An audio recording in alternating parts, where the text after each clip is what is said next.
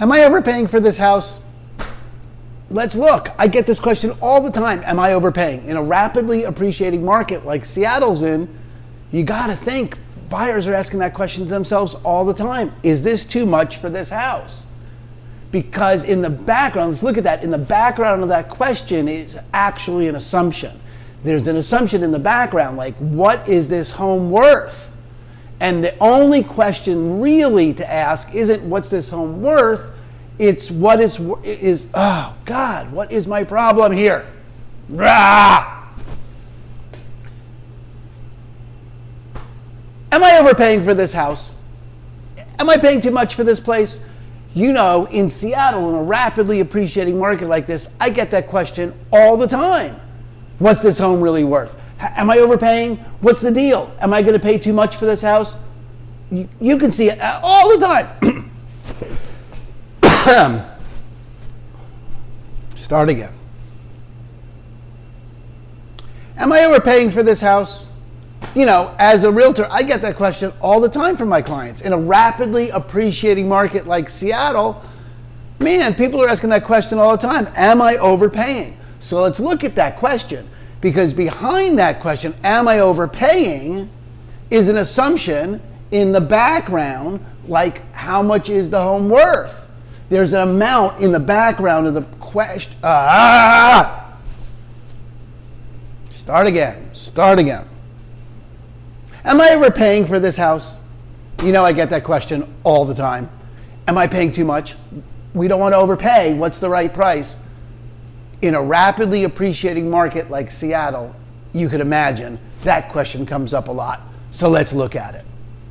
Am I overpaying? Well, the real question is, or the question I would ask you is, I don't know. What's it worth to you?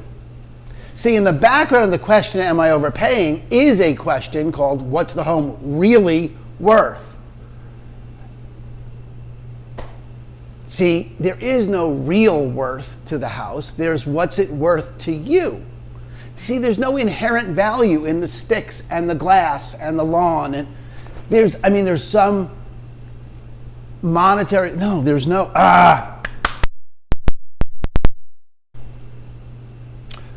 Am I overpaying for this house?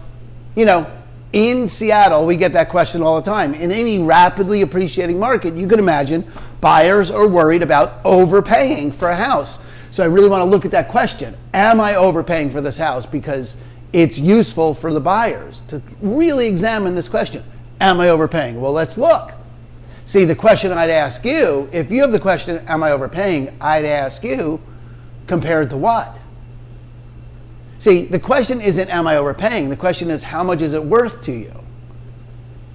Why? Because in the background of the question, am I overpaying, is an assumption that the home has a true or real value, some inherent value against which you would be overpaying. But you can't overpay if the house is worth that to you. See, the price and the value is fluid. Price is obviously fluid depending on the market conditions, but value is fluid too. I mean, if you could imagine you're competing on this house with someone who's moving their family from another city, and that family needs to be in the car and move to Seattle in the next 7 days. Well, that home is likely to be worth more to them than to you. Are they overpaying? No, their conditions, their circumstances, their environment make the home worth more to them. So you're not overpaying if it's worth it to you for the amount of money that you're paying for it.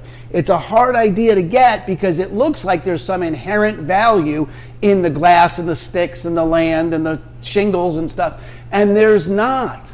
It's all fluid. When the day before the market crashed in 2006, homes were worth X, the market crashes, they're worth Y.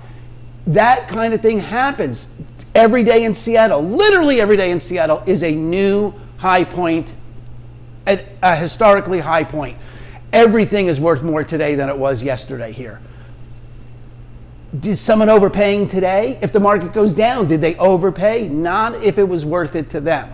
See, in the background is this assumption that the value of the house is somewhat equal to the appraised value of the house. We got to talk about appraisals, because appraisals pretend to be one thing when they're really another. See, appraisals pretend to produce the market value of the house, okay? And I'm making air quotes with my fingers because market value is, by definition, what you paid for the house. What do I mean? Well, the house was on the market. It was available to many people. You offered an amount. The seller accepted that amount. That's market value. That's literally market value. The market determined how much the home was worth. You paid it. They accepted it. That's market value. Any economic definition of market value would be that's market value, except the bank needs to define it more tightly. The bank needs to make sure that if you default, they can sell it to someone else for what you paid for it. They need some sort of statistical evidence that the home is worth what you offered and was accepted on it. So they call for an appraisal. And an appraiser comes out, literally spends 15 minutes at the property. Maybe they even just drive by. In COVID, they were doing drive-by appraisals. No problem. That's not like some deficiency. I'm not complaining about it. I'm just telling you how it works.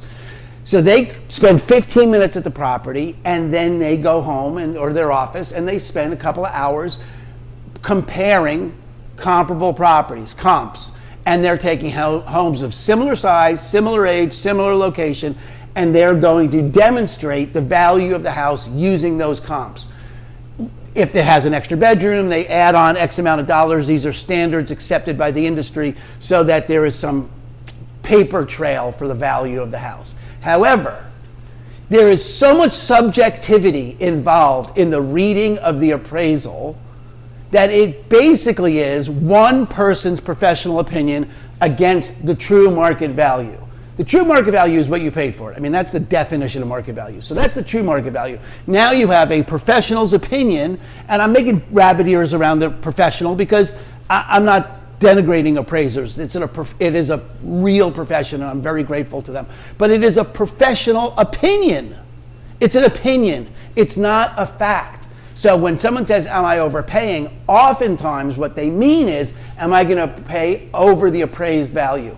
Well, there are some ways to figure out if you're going to or not, or at least figure out if it's likely that you will or not, because we won't know the real appraised value until the appraisal happens.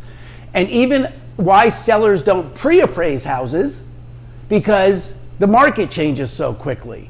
And the home being on the market may raise the value of it because more people will bid on it. It's one of the things the appraiser takes into account, how many offers there were and what your price was, which figures into the appraised value. But my point is, are you overpaying? Not if it was worth it to you. Not if you can afford the monthly payment and you're happy with the house and you got the house and you are satisfied that that amount of monthly payment over that number of years is worth it to you, you did not overpay. If that amount is not worth it to you, then you overpaid. And I don't care what the appraiser says. You can't overpay for the house if you're happy. That's how I'd look at it, because that's the way that is. Now, if you have questions about how much your home could sell for, what it possibly could be worth to someone else, let me know. I can set up and do a comparable market analysis, comparable market analysis, a CMA, and determine what the market might say your home is worth. If you're shopping for a home and you want to know how much you can afford, like how much house you can afford, in other words, what the market is offering for houses that match your budget, let me know. Either way, I'm here to help. Aaron Hendon with Christine and Company over at eXp Realty. Make sure you subscribe, share, and like, comment. Give me all that good social media juju there. Let me know what I can do for you. See you around campus. Bye.